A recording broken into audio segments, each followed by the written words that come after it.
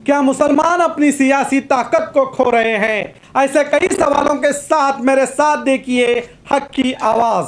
मैं हूं शकील बागमरे। आज के दौर में आपके पास पैसा, ताकत और उससे भी बढ़कर सियासती ताकत नहीं तो आप कुछ भी नहीं, ये बात सबके जहनों में डाल दी गई है। और उसका नतीजा आज हर मुस्लिम समुदाय में हर घर से एक नेता बना हुआ है और पैसे और नाम कमाने के चक्कर में वो सियासत में आने के लिए सब करने के लिए तैयार है जो उसी का धर्म उसे इसकी इजाजत नहीं देता।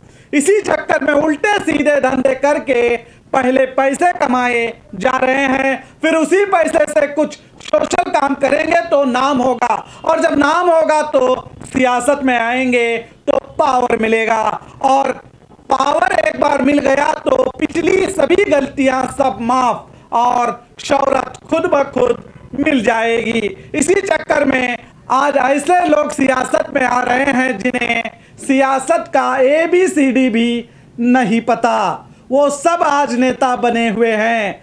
आपने कॉरपोरेशन चुनाव में देखा होगा, कई वार्डों से 8 से 10 कैंडिडेट्स ने चुनाव लड़ा, जिसमें कई लोगों ने कर्ज लेकर भी चुनाव लड़ा था, जो अब पावर के चक्कर में कर्जेदार हो गए हैं और उसके जिम्मेदार कोई और नहीं, इसी धर्म के जिम्मेदार हैं जो सही रास्ता बताते नहीं हैं। अगर सियासी पावर ही सब कुछ होता तो आज देश के सबसे बड़े उद्योगपति, बड़े से बड़े धर्मगुरु भी पावर के लिए प्रधानमंत्री या मुख्यमंत्री होते। मेरे भाइयों, ये जो पावर है ये कुछ दिनों का ही होता है। जब तक आपके पास अधिकार है ये तब तक ही रहेगा, उसके बाद आपका क्या होगा आपने कभी सोचा नहीं।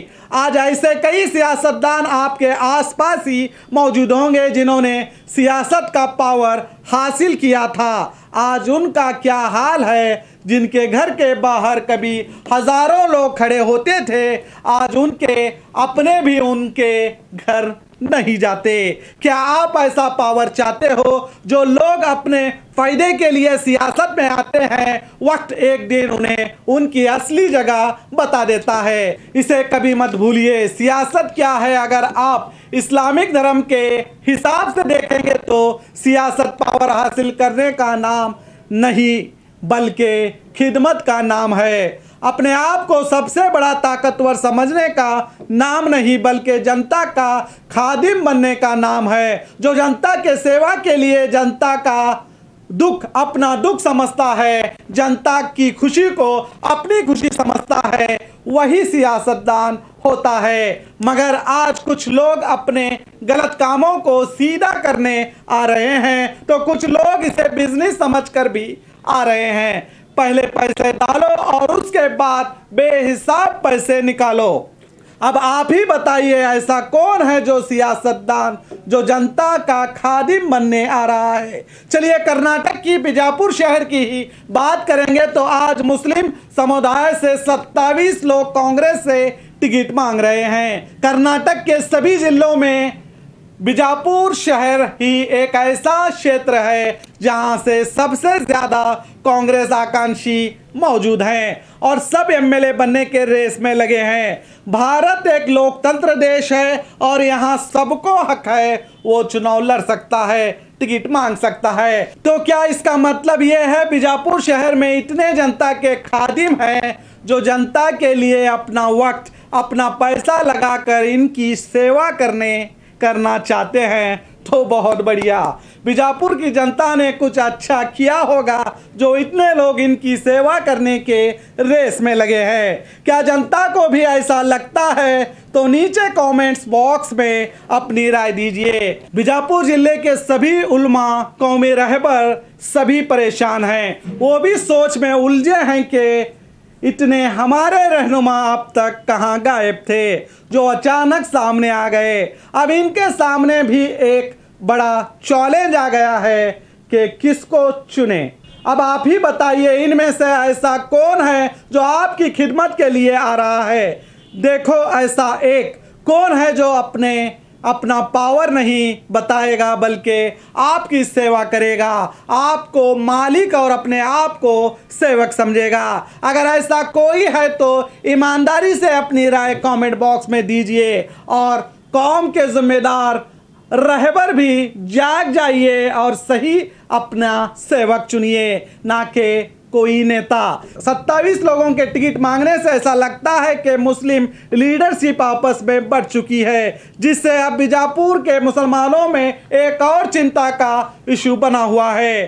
अगर 27 टिकट के आकांक्षी में टिकट तो एक ही को मिलेगा, मगर जिनको टिकट मिलेगा क्या वो जिसको टिकट मिला है उसका साथ देंगे, ये सवाल बना हुआ है। क्योंकि अक्सर बीजापुर के सियासत में ये देखा गया है, जिसको टिकट नहीं मिला तो वो बागी हो जाता है। जब उसे कौम की फिक्र नहीं होती, फिक्र होती है तो अपनी ही। जब ये 27 लोग एक नहीं हो सकते तो पूरी कौम कैसे एक हो सकती है, ये सवाल खड़े हो रहे हैं। सिर्फ बीजापुर शहर की अवाम ही नहीं बल्कि बीजापुर जिले की अवाम भी ये सोच रही है कि क्या ये सभी टिकट आकांक्षी एक होंगे। क्या ये लोग सिर्फ रहनुमाई का दावा करते हैं और जब रहनुमा बनने का वक्त आता है तब खुद ही पीठ पर वार करेंगे या मुसलमानों के बारे में सोचेंगे।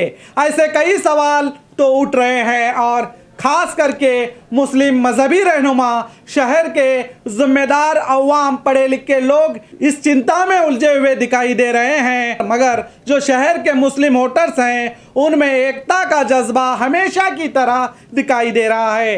टिकट जिसे भी मिले उसके साथ खड़े रहने के लिए ये तैयार दिखाई दे रहे हैं। अगर ऐसा टिकट के उम्मीदवार भी सोचेंगे तो मुसलमानों में सियासी बदलाव आ सकता है, वरना वो अपना वजूद भी सियासत से अपने ही हाथों से ख़त्म करेंगे। खास करके बीजापुर शहर की सियासत में मौजूदा सिटी एमएलए बसनगौड़ा पाटिल ने तो सियासत को ही हिंदू मुस्लिम कर दिया है और मुसलमानों के खिलाफ काम करते दिखाई देते हैं और अपने भाषणों में मुसलमानों के खिलाफ नफरत ही बांटते रहते हैं। अपने वोटर्स को खुश करने के चक्कर में बीजापुर शहर का विकास काम और मुसलमानों के तरक्की के रास्ते की रुकावट बनते नजर आ रहे हैं, जिससे शहर के सेकुलर लोग भी परेशान हैं और धार्मिक रहनुमा भी सोच में उलझे हुए हैं।